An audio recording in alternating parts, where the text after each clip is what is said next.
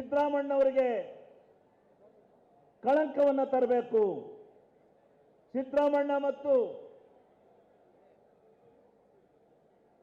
ಡಿ.ಕೆ. ಶಿವಕುಮಾರ್ ಅವರ, ಪರಮೇಶ್ವರ್ ಅವರ ಇಂಥ ಎಲ್ಲ ಅತಿರಥ ಮಹಾರಥರ ನೇತೃತ್ವದಲ್ಲಿ ನಡೀತಾ ಇರತಕ್ಕಂಥ ಈ ಒಂದು ಸರ್ಕಾರಕ್ಕೆ ಕಪ್ಪು ಮಸಿಯನ್ನು ಬಳಿಬೇಕು.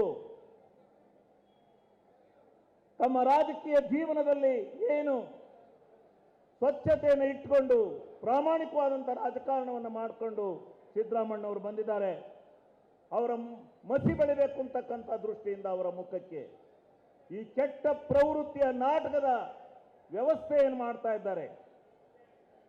ಅದಕ್ಕೆ ಉತ್ತರವನ್ನು ನಾವು ಕೊಡಲಿಕ್ಕೆ ಇಲ್ಲಿ ಬಂದಿದ್ದೇವೆ. ಇದು ಇಲ್ಲಿಗೆ ನಿಲ್ಲದಿಲ್ಲ.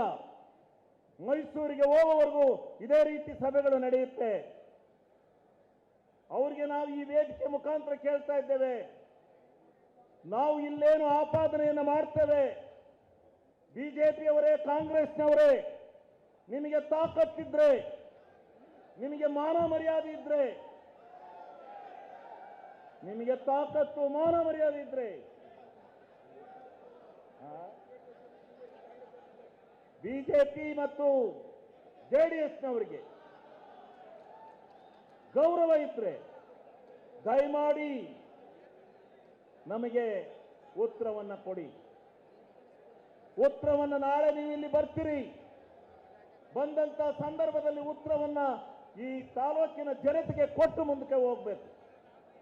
ಇದನ್ನು ಸಾರಿ ನಾನು ಅಪ್ಪಿ ತಪ್ಪಿ ಕಾಂಗ್ರೆಸ್ ಅಂದೆ, ಅದಕ್ಕೆ ಕ್ಷಮೆಯಾಚನೆಯನ್ನು ಮಾಡ್ತೇನೆ. ಅದರ ಜೊತೆಗೆ ಇವತ್ತು ಏನು ನೀವು ಮೂಡಾದ ಹಗರಣವನ್ನು ಎತ್ಕೊಂಡು ಹೊಂಟಿದ್ದೀರಿ,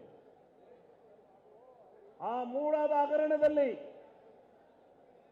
ಸಿದ್ದರಾಮಣ್ಣವರ ಒಂದೇ ಒಂದು ತಪ್ಪು, ಒಂದು ಸೂಜಿ ಮನವಷ್ಟಿದ್ರು ಯಾವ ಅಬ್ರಾಹಂ ರವರ